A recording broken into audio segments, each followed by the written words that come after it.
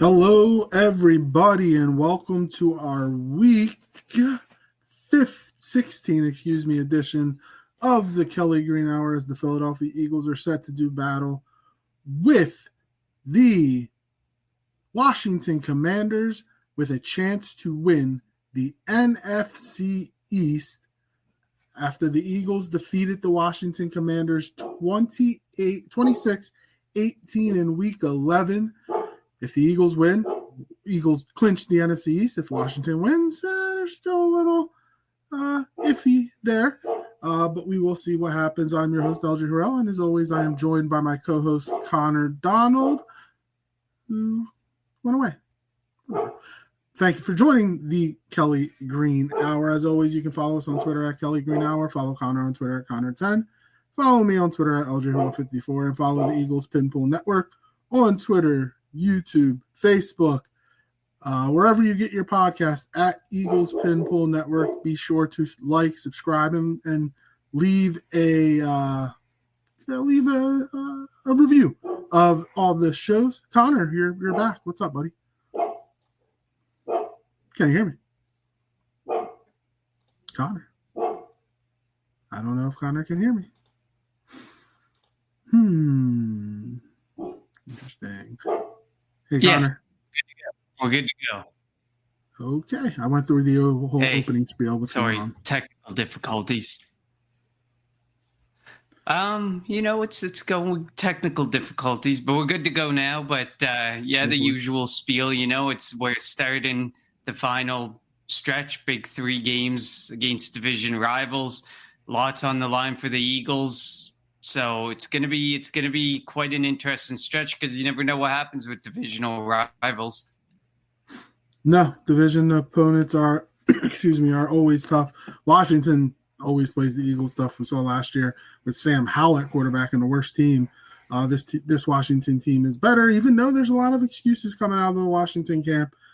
Brian Robinson talking about how they feel that they're the better team. Cliff Kingsbury saying it was a short week for them. Granted, it was a short week for the Eagles too. So we'll see what changes happen. As always, if you are joining us live, let us know your thoughts on the game in the comment section. Your prediction, players to watch, and whatnot. Oh man, excuse me. I am not sick anymore, but this stupid cough just won't go away. It's annoying as all hell. So Connor, I know we're giving our predictions later, but just so you know, I am 9-5 and you are 7-7. 3 weeks ago, I'm 2 games up. So it'll be interesting to see if you're able to make a little run here in these final 3 weeks. But what are your initial thoughts on this game tomorrow in Landover, Maryland? Well, I feel like, and we say this pretty much every week, but I really feel like this is going to be a Saquon Barkley game. It's going to be a cold game, which it's supposed to be quite cold, so it could affect the quarterbacks, their ability to throw. And we know that when it's a cold game, tackling becomes a little bit harder. Things become a little bit harder on the defense. So running the ball a whole lot with Saquon Barkley is probably going to be to the benefit of the Eagles. They proved it. They wanted to prove that they could throw the ball. They proved it last week. They don't have to go, out of their way to show that they can throw the ball against the Washington Commanders or do anything that they don't have to. They just have to go out over the next 3 weeks and win each of these next 3 games. So if, the weather or the game plan dictates that you go towards the run and you lean on that run game like we have been leaning on to get wins this season, then you definitely go that way. So I do think, that the temperature is probably going to play a bit of a factor into it.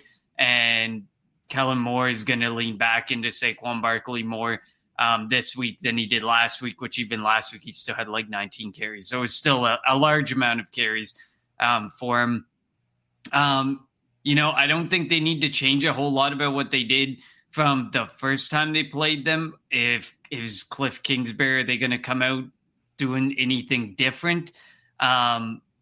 I guess we'll see this go around if it was, the short week or not. But They had the close game with the Saints last week. They blew out the Titans. They lost to the Dallas Cowboys. And then there was the Eagles game where they lost to us. Things have definitely shifted for them. They went from like the favorite to win the NFC East and everything was going right for them to hitting a bit of a rougher stretcher, although they lose in 3 straight to the Steelers, Eagles, and Cowboys. And then the Titans, they blew out, who isn't. And then the New Orleans Saints was a close one, which was a surprising close one. So we'll see if Cliff Kingsbury and this offense brings anything different. But I know that this defense isn't going to bring anything different, and this defense is going to continue to be dominant. Eagles defense, yeah. I thought you were changing over to the Commanders defense. The Commanders defense is actually they're adding a guy that didn't play in the last game, cornerback Marshawn Lattimore. So that's going to be a big battle between him and A.J. Brown, we would presume. Jeremy Chin could potentially not be playing. On the offensive side of the ball, Zach Ertz could potentially not be playing. So it definitely, both teams are banged up. The Eagles are banged up. A.J. Brown's banged up. Saquon Barkley got banged up last week. Landon Dickerson got banged up. So, we're at that time of year. The Eagles haven't had a bye week since week 5. They've played, every game, 10 games. And this will be game number 11 since they had a break. This is where winning the East and kind of figuring out if they have a shot to get that number 1 seed, that last week of the season against the Giants. Because if they go into week 18 knowing that they're going to be the number 2 seed, they can use that as their de facto bye week. So things are definitely going to be interesting over definitely tomorrow and then next week against the Cowboys to figure out what's going to happen week 18 in terms of who if you'll play people or if you'll kind of use that as your bye week. And obviously the numbers for Saquon Barkley, what's going to happen. He's 419 yards away from breaking Eric Dickerson's record. That's averaging about 140 yards a game. The 3 defenses that he has left are all in the bottom 12 or so in the league in rushing defense. So the potential is there for him to make a run, for him to go at the record. I don't know if you want to force it. Last week, the Steelers were able to take, Saquon away, and that the Eagles were quote unquote forced to throw the football and showed, which I, said that they showed that they would be able to go about, completing passes down the field if needed to, if forced to. Washington's going to come in here with the game plan to try to stop Saquon Barkley, but I don't know the type of success they're going to have. They're without Jonathan Allen. Yes, they have Deron Payne. Yes, they have Dorrance Armstrong, Bobby Wagner, Frankie Louvu, but the Eagles were able to pretty much manhandle them in the first matchup, and Saquon went off for a big game. Yeah, the Washington Commanders, to me, they're a fairly average team as far as things go. They surprised us in the early going of the season, but a lot of the same things continue to persist. They're not one of the better pass and defense offenses in the league. They're one of the weaker Russian defenses in the league.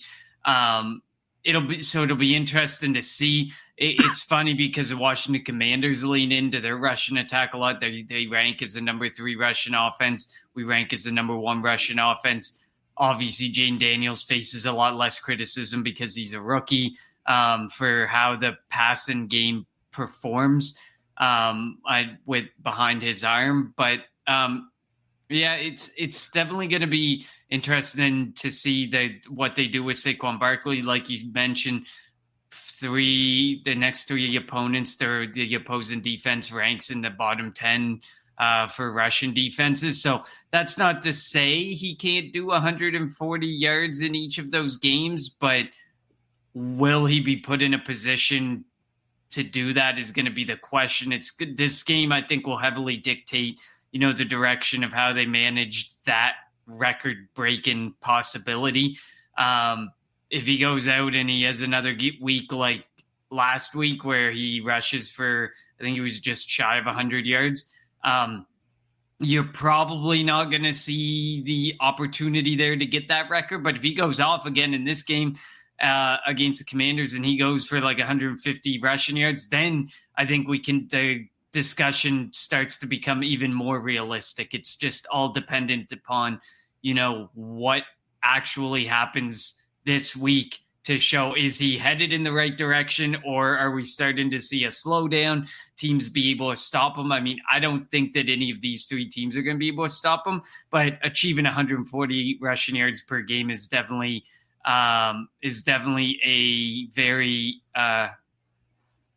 very high number to hit, even for Saquon Barkley in the year that he's been having. So it'll be interesting to see how this matchup plays out, but I feel like, the Eagles defense still has the much higher hand than over the Washington Commanders offense.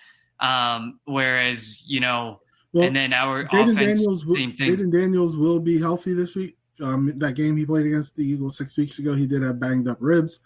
So, and I'm not using that as an excuse as why, he probably had one of the worst games of the season. But you would anticipate that they're gonna feed Terry McLaurin. McLaurin got pretty much shut out by Quinyon Mitchell, so they're gonna use that as motivation and try to exploit Mitchell. Will they be able to? I don't know. But you would think that this offense for Washington being a home game, granted there's probably gonna be a lot of Eagles fans there, they're going to want to come out and kind of show that first matchup was a fluke, and they're going to want to try to get the offense going early and, see if they can get the Eagles to try to force the Eagles to be one-dimensional. Yeah, and I mean, I definitely think, when you look at the schedule, even since then, the Commanders game, we played the Rams, who in recent memory have thrown up a ton of points. We played the Baltimore Ravens. We played the Pittsburgh Steelers and Carolina Panthers. The Carolina Panthers playing better, but still not great. And then the Pittsburgh Steelers, of course, pretty average offense, but doing enough to get those, typical Pittsburgh Steeler-esque victories. So they just lost Baltimore, right? By the way, 34-17. Baltimore clinched the playoff berth, and not far behind Pittsburgh in the AFC North, which the Eagles, by the way, that's going to be an interesting division to watch the rest of the way, especially now with that win. I mean, if the Steelers won today, then it was probably, theirs to lose over the final couple weeks. If the Steelers would have won, they would have clinched the division. Yeah, that's what I thought. So, but yeah, back to the point. Yeah, we've played a lot of better offenses, I would say, than the Washington Commanders since, and we've been able to do an extremely good job. I don't know if I'm able to doubt this defense enough to believe in Terry McLaurin and Jayden Daniels being able to, without Zach Ertz potentially, being able to do enough against this Eagles defense, because this Eagles defense has proven to be, I mean, I would say the best in the league at this point. I don't think pre-bye week, no, but since the bye week, they're definitely the best defense in the entire league. And with Jayden Daniels and the Commanders, I do think they're a couple offensive weapons away from being really dangerous. Their receiving room is not all that great. Their tight end is Zach Ertz, which is not an insult, but obviously we know through times with Zach Ertz that, you can get better. There's opportunities to have better tight ends. And then if you're missing that tight end, then it's just going to make life a lot harder this week. But I do think the Commanders are still a weapon or two away on the offensive side of the ball. And of course, I think they're still going to be without Austin Eckler, because I think he went on the IR. So they are, while Jayden Daniels is healthy from the previous matchup, he is going to be without two weapons that were there and were integral pieces of the offense weeks ago. Washington is also, I think, probably a year or two ahead of schedule. I mean, first-year head coach for Washington anyway, and Dan Quinn, rookie quarterback. They brought in 20 free agents, it seemed like. They brought in a bunch of free agents using that cap space that they had last year. So, that hot start that they had early on was caught a lot of people by surprise. They're coming back to earth a little bit. But, this could be the second of a potential 3 matchups. The Eagles could see this team in 3 weeks in the wild card round of the playoffs. So, just can't discount them, obviously. But the Eagles are playing very well right now, riding high on a 10-game winning streak. Little G. Griffith, welcome. He has the Eagles beating the Commanders 27-14. Ryan Swope, is this a fluke year for Zach Bond being motivated to prove himself since he's on a new team and starting it in a contract year, or will he continue this after he gets paid? I think it's a little different because in New Orleans, he wasn't used like this.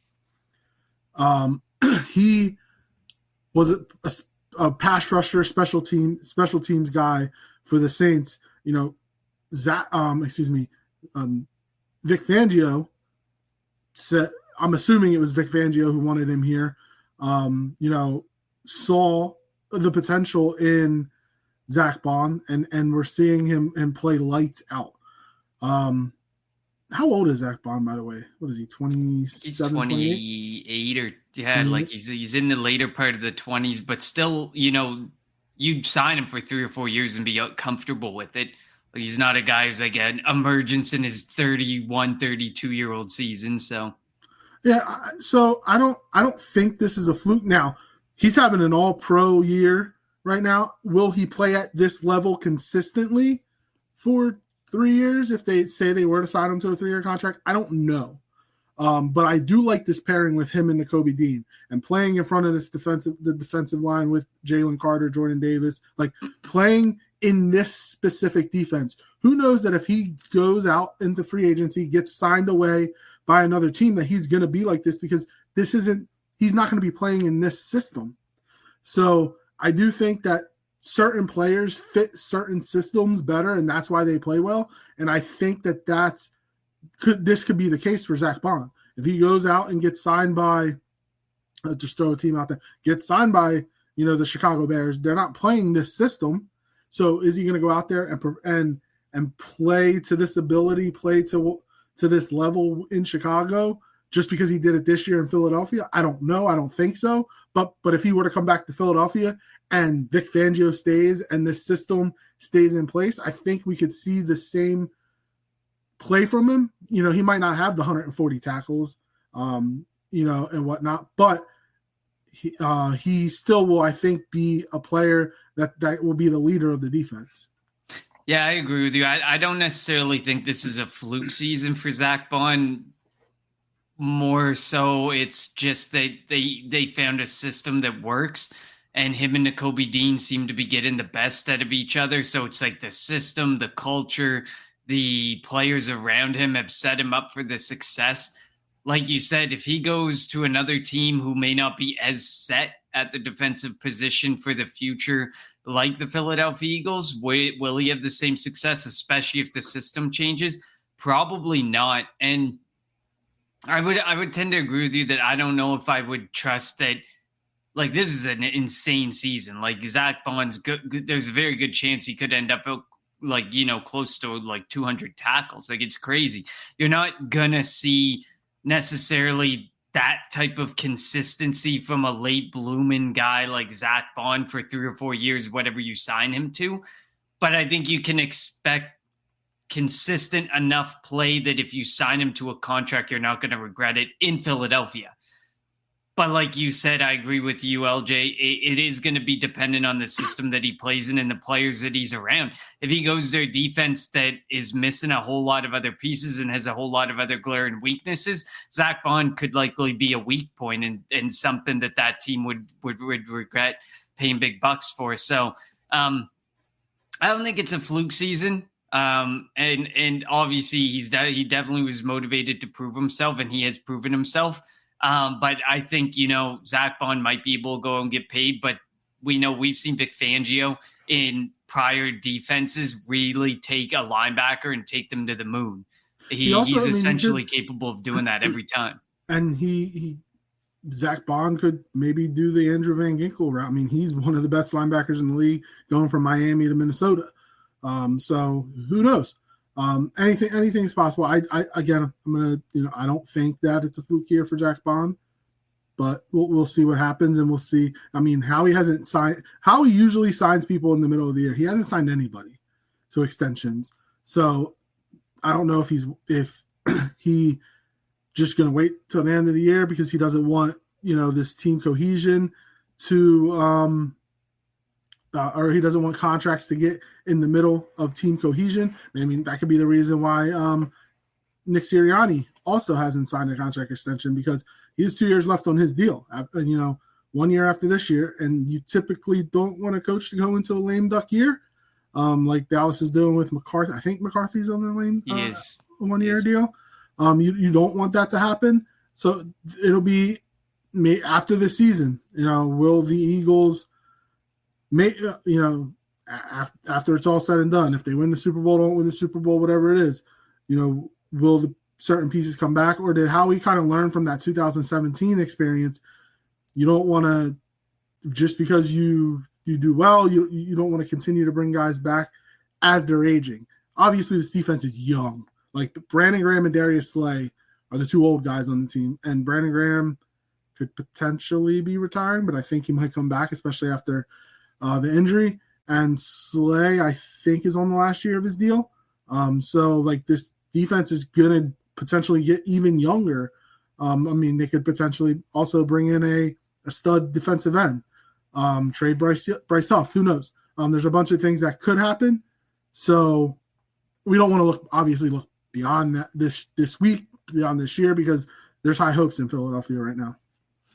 Yeah, no, there definitely is. So I think there was a lot, that was happening at the end of last season, and then through the early part of this season with this team. Like during the bye week, there was so much discussion that is Nick Sirianni even going to make it to the end of the year as a head coach? So like for all the circumstance that was going on ending of last year, starting of this season, that rolled all the way over into week 5. And then of course, week 6, 7, probably even into week 8 for the first few weeks after. It was like, well, it's easy opponents. Are the Eagles for real? And then the conversation flowed and rolled downhill.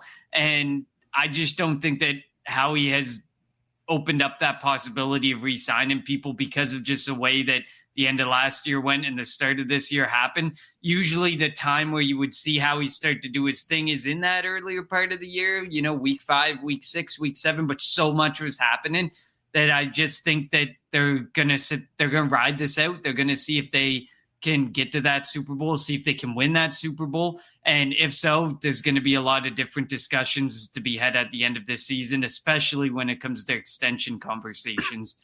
It'll be interesting to watch. It's definitely different than the way we've gotten used to how we operating, but I think its circumstance played a massive factor in that.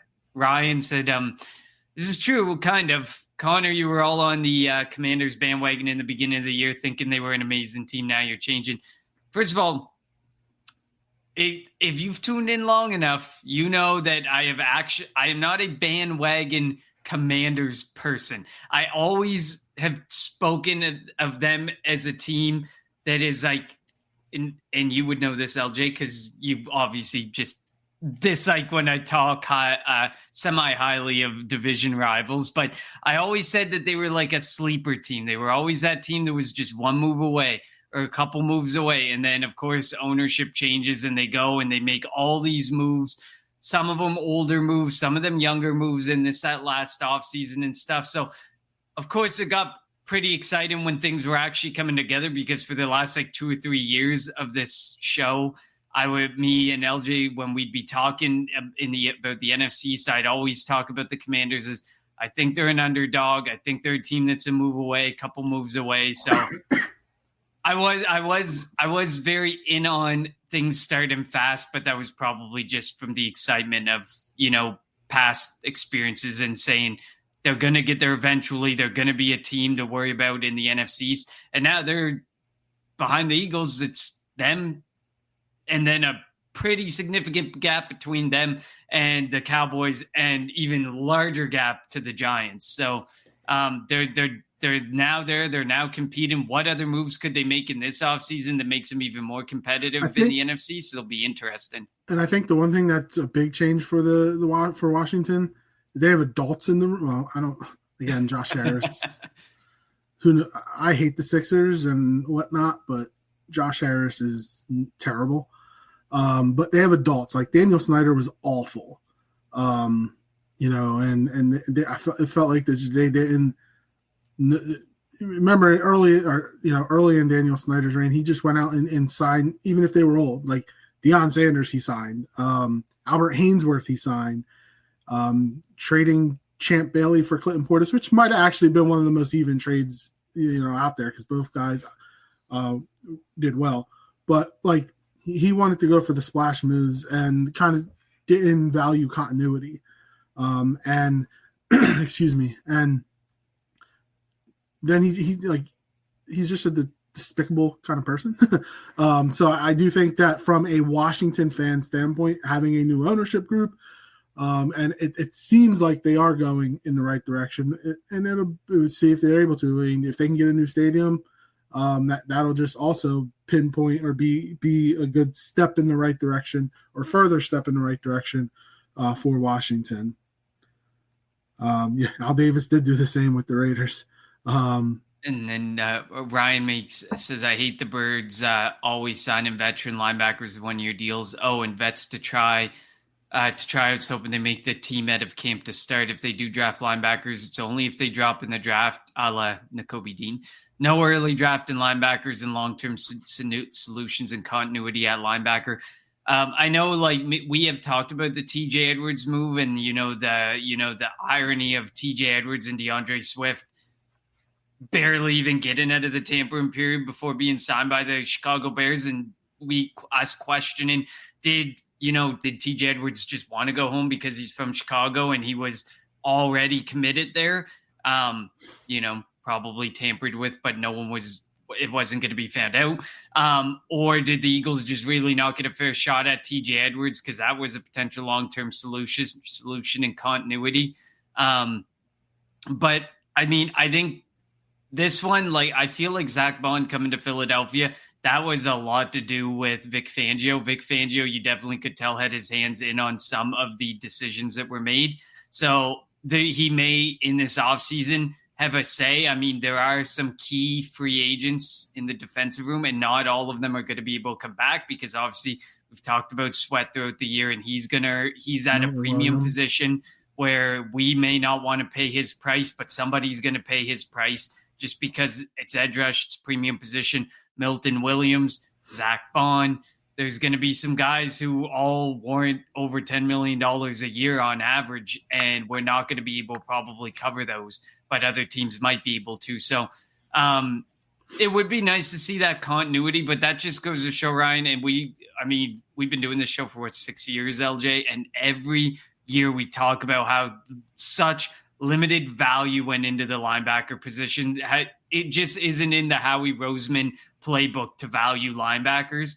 And even like Zach Bond wasn't even a valued linebacker. Zach Bond was let's see if we can Andrew Van Ginkel Zach Bond. And and Vic Fangio was able to do that. So it's going to be interesting to see because, I mean, we've also spoken at length throughout this year, like maybe this is what changes his mindset, his mentality. It changed on running back, and look what it did. He might change his mind on linebacker too, hoping to find that same success as what he did when getting Saquon Barkley and changing his mind on paying running backs.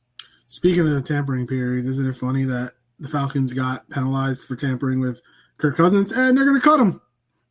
They benched him for Michael Penix Jr. It's bad. It's bad. I mean, you knew he wasn't getting to the end of his contract, but not even at a year one is oof. It'll be interesting to see who he signs with. But let's stick to this Eagles Commanders game. Offensively for the Eagles, we know that you want to ride Saquon Barkley, but do we have any, like, how much of a difference do you think Marshawn Lattimore will make? Again, we're going to assuming He's going to cover A.J. Brown, who's not 100% obviously, but we still have Devontae Smith, Grant Calcaterra, Saquon Barkley, and Kenny Gainwell at the backfield. Do you think that Lattimore is going to make a big difference to the point where Jalen wouldn't look his way when throwing the football? I don't think so, because, I mean, somebody pulled up a highlight package and it's circulating around X where Marshawn Lattimore was on A.J. Brown when Marshawn Lattimore was a Saint, and A.J. Brown. That was Gardner Minshew throwing him the ball. And it was Gardner Minshew throwing him the football, and he was feasting. So I don't think that it's going to shy him away, especially if they're going to go in there with the mentality of lining him up man-to-man against Marshawn Lattimore. Jalen Hurts feasts off of man-to-man coverage, and A.J. Brown feasts off of the opportunity to be up man-to-man. And that's where I think, like, Commanders fans are getting this idea, like, Lattimore's going to shut him down one-on-one. There has really been no cornerback who's truly been able to shut down A.J. Brown one-on-one, man-to-man. It just doesn't happen. You need to provide help. You need to provide assistance to stop him. And you're probably better off showing a lot of zone or playing a lot of zone, because that's just what seems to fool Jalen Hurts. It's what Jalen Hurts' struggles to read, is when there's zones going on and it's where do I throw it? That's when he makes those mistakes. So if he sees a man-to-man shot, Lattimore versus A.J. Brown, I would say 9 out of 10 times he's going to take that shot, and it's not going to change where he throws the ball or puts the ball. Yeah, well, and I think that will definitely be an interesting and intriguing matchup. Like, there's a lot of Commander fans talking it up because Lattimore didn't play the first game, and that's why the Eagles won the game and this, that, and the third. But who knows? The Eagles are. I think it's easy to see that the Eagles are the better team. Now, I think I say this a lot, like, just because the Eagles are the better team doesn't mean they're going to win. I mean, you're on a 10-game winning streak, the franchise record 10-game winning streak. Will they? I mean, they're going to lose a game eventually. At least you think so. And like, then the other big question is, do you want to lose a game before the playoff time? Because say you go into the playoffs with a 13-game winning streak, like, do you know how much pressure is on you to keep winning? And then you, like, think about matchups. Like, if the Eagles win this game, you could potentially kick Washington out of the playoffs. And you know who would be potentially could be the 7th seed? Tampa Bay. We know what happens when the Eagles face them. Green Bay, who I think is really good. Like, now you start thinking about matchups. Obviously, you're not going to go out there and try to lose the game. You don't want to do that. And you don't want to look beyond the current matchup. But us fans, we can look beyond this. We know that we have the Cowboys and the Giants, but who do you prefer? Your first round matchup to be, assuming you don't get the number 1 seed, like between Washington, Tampa, and Green Bay. I mean, I'd want Washington. Yeah, right. But do you want to face the team? Do you want to face the team a third time after potentially beating them twice in the regular season? Yeah, like, it's so hard. I think that no matter what, if we don't get that bye, that 2 versus 7 matchup, it's going to be against a team nobody wants to face. Could be the Rams too. It could be the Rams. Exactly. That's the thing. Like, the Rams are a team you don't want to see. And that's one of the teams, like, if you watch ESPN, you watch, NFL Network and the commentary there, one of the teams that they say is going to be one who could be a major upset team come the playoffs, it's the Rams. It's like the favorite team to look at right now is the LA Rams. I mean, they went toe-to-toe with the Buffalo Bills, who are a Super Bowl odds-on favorite. Like, it's while we beat them one time and it wasn't necessarily, it was a fairly dominant performance. It's so, like, are you going to be able to do that again? Do you think that same thing, that same outcome that game would be again? In Philly this time. Exactly. And it would be in Philly. So it's so hard to tell. Like, I think that's the only thing, the saving grace in the matchup is, like, you bring Tampa Bay or LA to Philly and that could be where you gain the advantage because they're the warmer weather teams. But I mean, I really like when you look at the matchups, you really just want to get that bye. Like you really want to hope some things roll your way because you don't want to end up playing the Rams. You don't want to end up playing the Packers. You don't want to end up to think about, or the Bucks, to think about those three teams as the most likely outcome of your opponent in the first round. If you get the 2 seed, like that's not an advantageous 2 versus 7 matchup at all. So we got to be fans of interesting. So the Vikings play obviously the Vikings and Lions play week 18. The Vikings also play Green Bay. I think that's next week. We would want the Green Bay Packers to beat the Vikings. Then you would want the Vikings to beat the Lions and then the Eagles to win out. Because that would give them both of those teams 3 losses. The Eagles would have 2 losses. They'd get the number 1 seed. That'd be the easiest route to this. Detroit plays San Fran this weekend, if I'm not mistaken. Or is that next weekend? Oh yeah, Detroit plays Chicago this week, and then San Francisco. So or potentially get have San Francisco beat Detroit next week, and then have Detroit beat Minnesota the week after. And there's so many scenarios obviously playing out right in front of our eyes that could help. Potentially the Eagles could get the number 1 seed, but let's not look past Washington. Obviously, you have to handle your own business. And I'm going to say this again. I'm so glad the game's at 1 o'clock. 1 o'clock games are the superior time for games. I don't care what anybody says. Like next week's 425er against Dallas, and I'm going to that game, and I'm like, I wish it was a 1 o'clock game. Like I would rather be 1 o'clock because 425. By the time you get out of the stadium and get out of the parking lots, it's like 9 o'clock, and it's already been a long day. No, all right. So before we jump into our players to watch, keys to the game, and predictions, let's do our Unheralded Player of the Week for week 15, which was last week in the NFL. And as always, what we mean by unheralded, we don't want no superstar players. We want somebody kind of under the radar, somebody that stepped up big for their team. Do you have a guy, Connor? I'm going to take a guy who kind of flies under the radar because of being overshadowed by Mike Evans, Chris Godwin. I'm going with Jalen McMillan. Oh, okay. Good. 5 receptions, 75 yards, a touchdown. He's in a very dominant Tampa Bay Buccaneers victory over the LA Chargers, 40-17.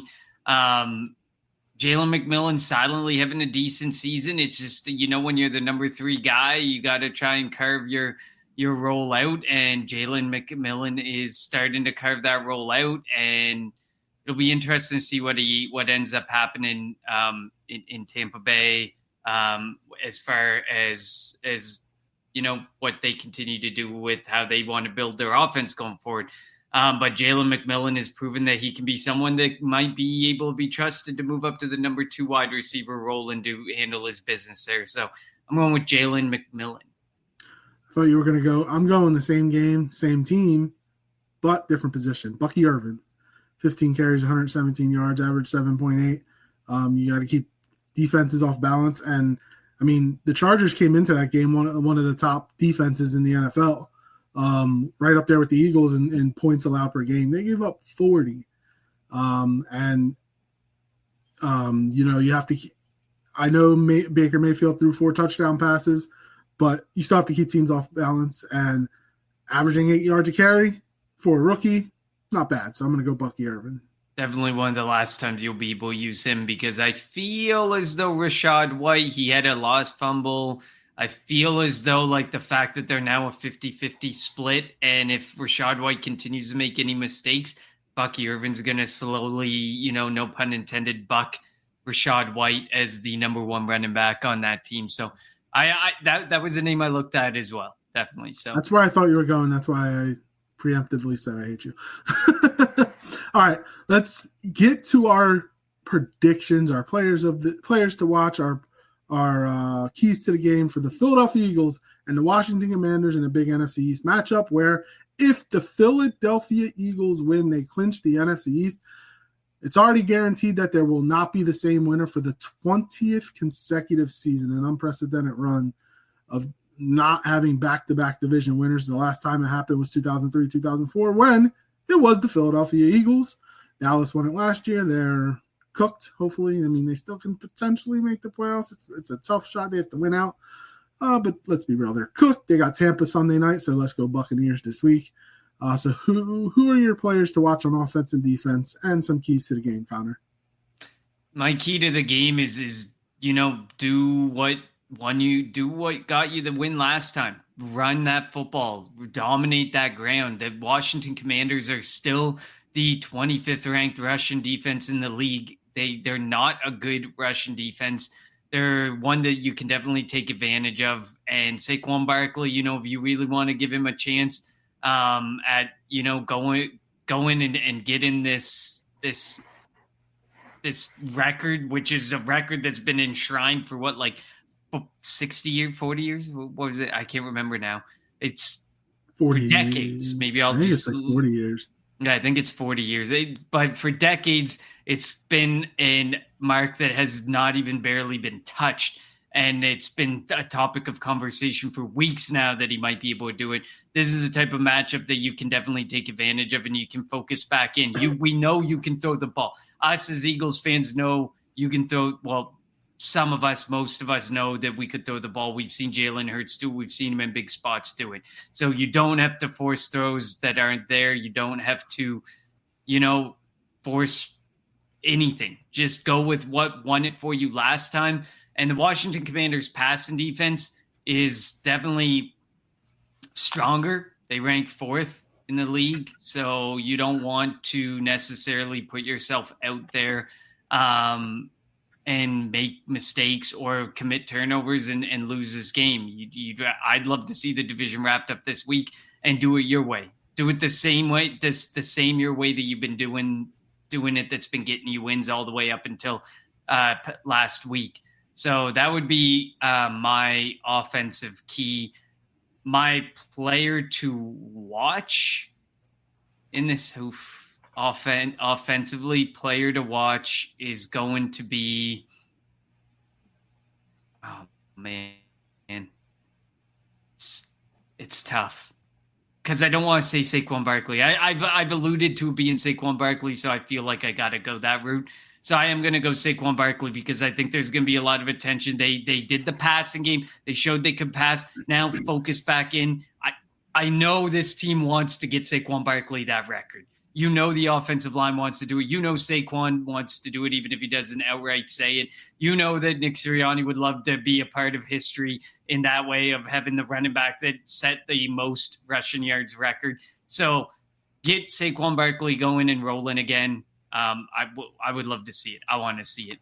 Defensively, I get that Jane Daniels was banged up, but now this go around, he's going to likely be without at least one of his weapons, potentially two, if Zach Ertz is in a go, which I doubt he's going to be a go. So I think he's still going to have to force it over Terry McLaurin's way. I don't know that, I feel like you could probably shut him down. I feel like we did it in the last game, and I don't know if it's even a fully healthy Jane Daniels is going to be enough to be able to beat, Darius Slay, Kenyon Mitchell, whoever's on him. But I feel like he's going to be Kenyon Mitchell again because Kenyon Mitchell absolutely dominated him in the last meeting. It was like the 20 routes, not a single target in the 20 routes run against him. So I'm definitely going to – so my player to watch is going to be defensively Kenyon Mitchell. Purely for the fact that I think he's going to be the one who garners the most attention and time focused on Terry McLaurin. Make Jaden Daniels make mistakes. Get after him. Get after the quarterback. We've been starting to get better at getting after the quarterback. Let's continue to get after the quarterback. Nolan Smith looking extremely good lately. It's going to be interesting to see with Bryce Huff coming back. How much do you really eat into Nolan Smith's time? Because Nolan Smith deserves Huff's it. not going to play this week.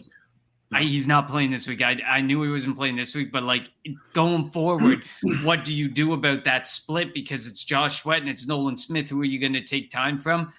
I mean, Nobody. I don't think They've been fine without him. Like, let him get his 3 or 4 exactly. snaps and Make him work his way into the lineup, just like Nolan Smith worked his way into the lineup. And he has obviously benefited from injury, but he's also fully taken advantage of the fact that the injury that happened to Bryce Huff and has become a whole different player than what we see. The first round pick we expected to see finally. But yeah, Kenyon Mitchell is going to be my defensive player to watch. But just the simple things that have done this defense justice and made them the best defense in the league, they just need to continue to do that. Don't be baited into anything. Get after the quarterback, play tough coverage, just continue to do what's been getting you guys the most success. And then it doesn't matter about the short week or Jaden Daniels hurt ribs in the last matchup. It's just that the Eagles are that good. So before I get to mine, Kyle Smith, thanks for joining us. Eagles have one of the best defenses in modern NFL history. If you look at the numbers, number one in most defensive categories. Steelers had Steel Curtain. Seahawks had Legion of Boom. What should the Eagles' defensive nickname be? The Swarm, maybe? It's an interesting question. Never really thought of it that way. And it's crazy, too, because coming into the year, a lot of people were like, if the Eagles can have just a middle-of-the-pack defense, because they were 32nd last year, if they can have a middle-of-the-pack defense, they would be better. Well, they have the number one defense in the NFL right now. So it is amazing the turnaround of just having competent coaching and obviously good players helps. Like, even if they're rookies, just having two, Cooper DeJean and Quinyon Mitchell and then adding Zach Bond and Jalen Carter in year 2, Nolan Smith taking a step forward, bringing back CJGJ, all that makes a big difference. And I remember last year when CJGJ left, excuse me, I was disappointed because I love CJGJ, just his attitude, his swagger that he brings to the team, to the defense on the field. It matters.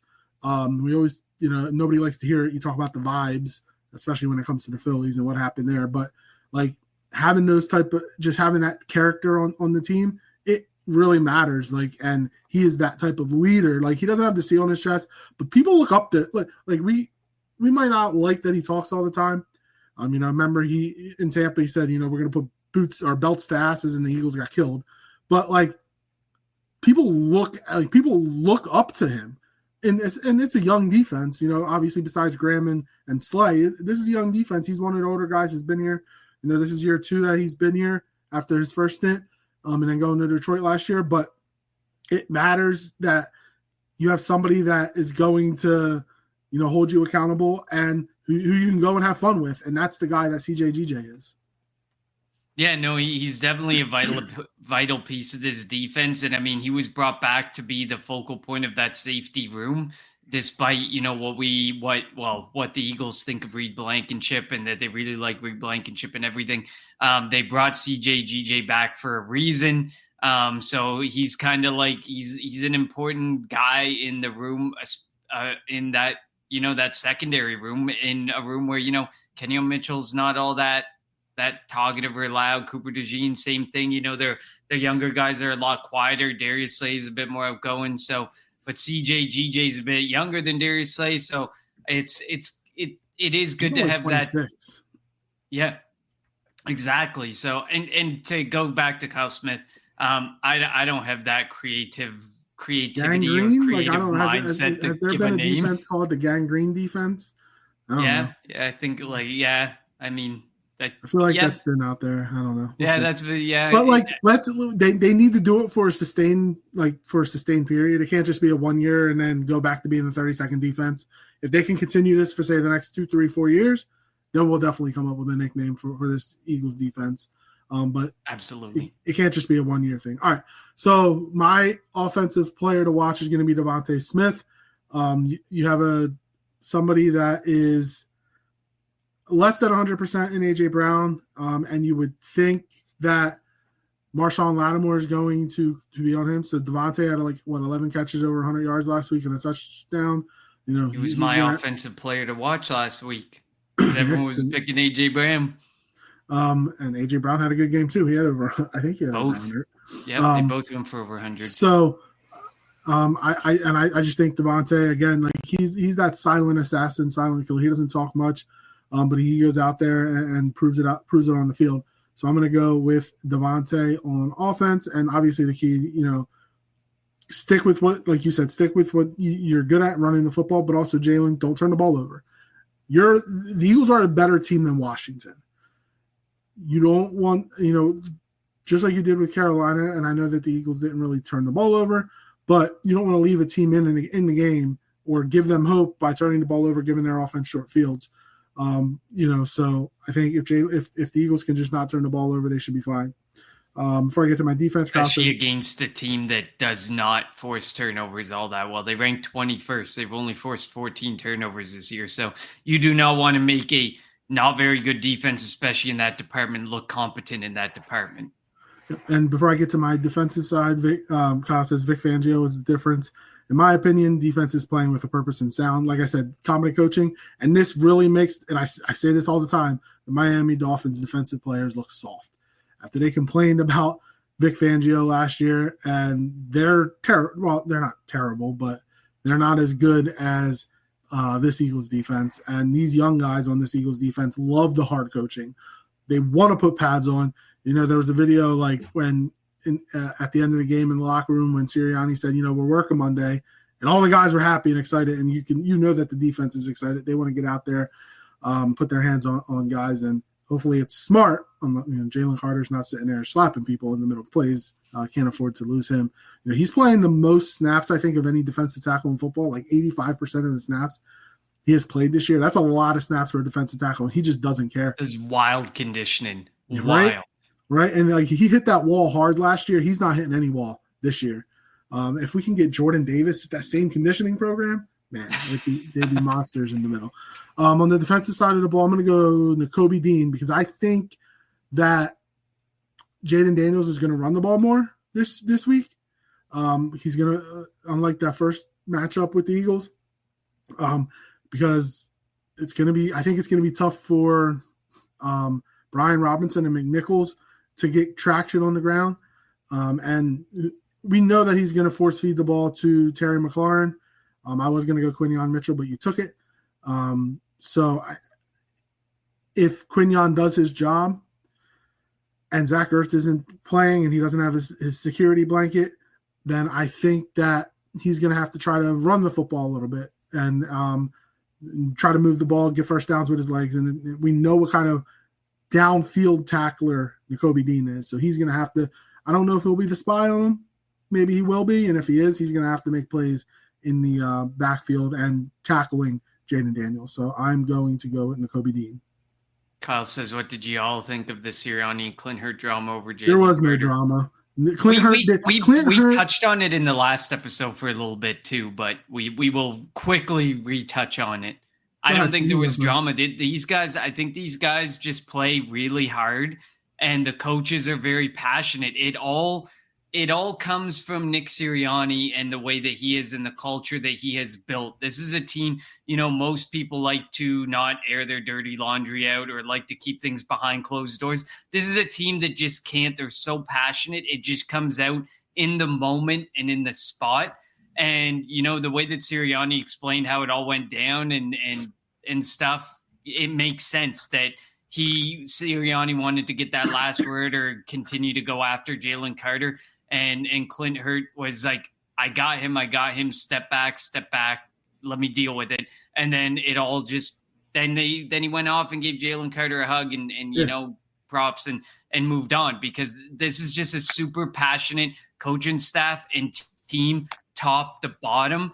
And this is going to happen every week. You're going to continue to see it. And while, like ESPN and FS1 are going to make big deals about it because they're like, oh, you can't have teams doing this every single week. How can you be a winning team and have this happening every week or have this attention on your sideline every single week? It's just, they're just that damn passionate.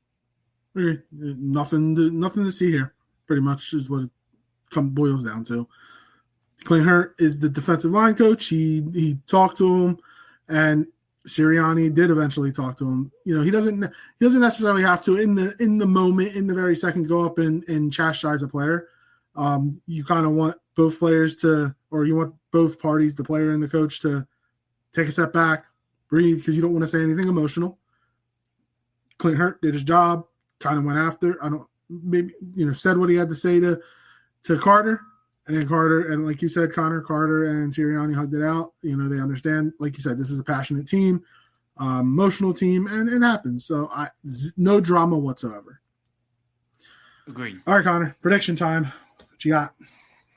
I got the Eagles winning this one. I think it's going to be pretty close. All divisional matchups we have are fairly close. So I do think it's going to probably be 27-24 for the Eagles.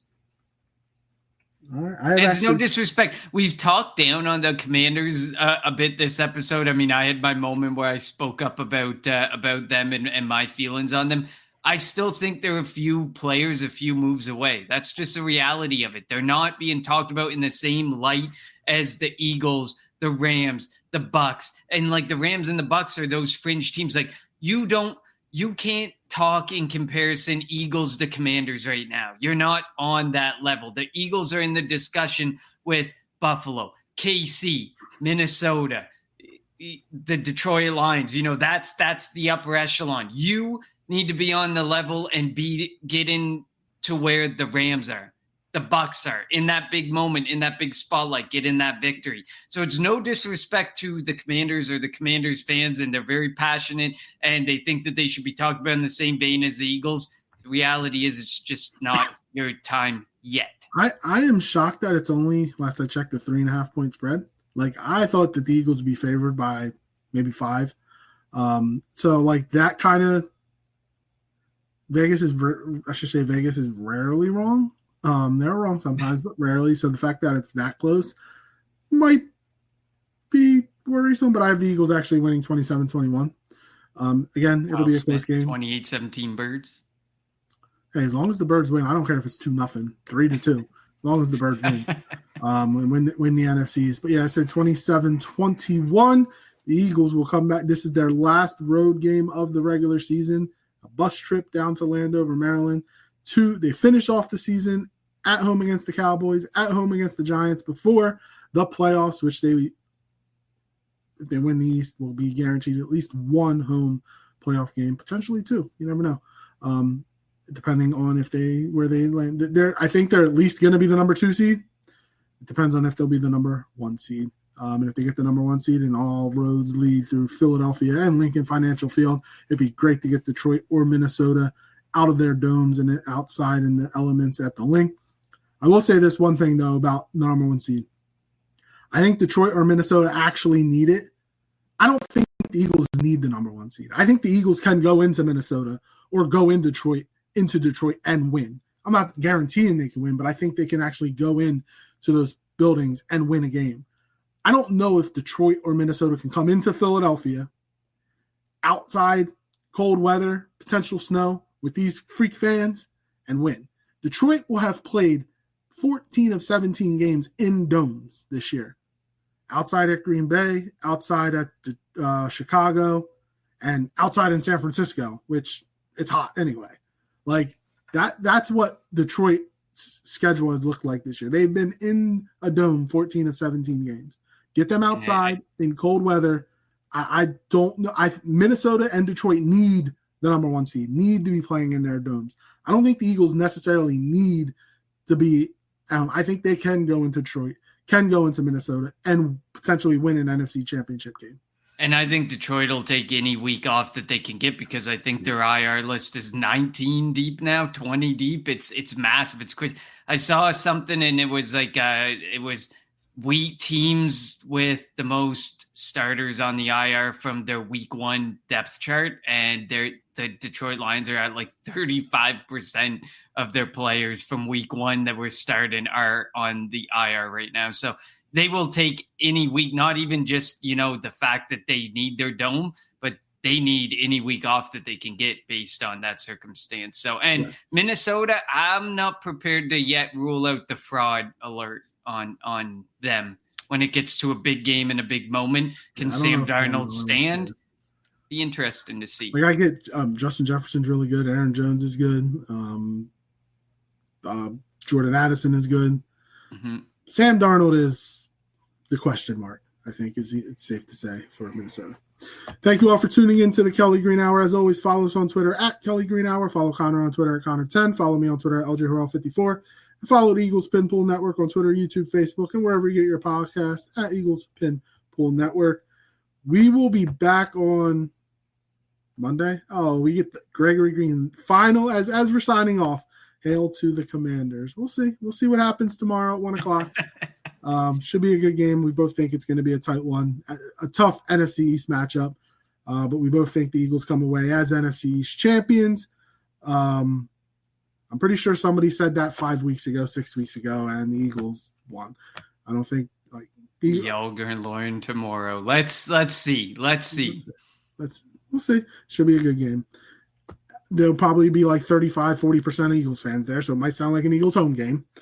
But we'll see. We'll see what happens, because that's what happens when going to that stadium. We'll be back on Monday, probably, to react to the game and hopefully an 11th straight victory. For Connor, I'm LJ. Thank you all for tuning in to the Kelly Green Hour. Fly, Eagles, fly.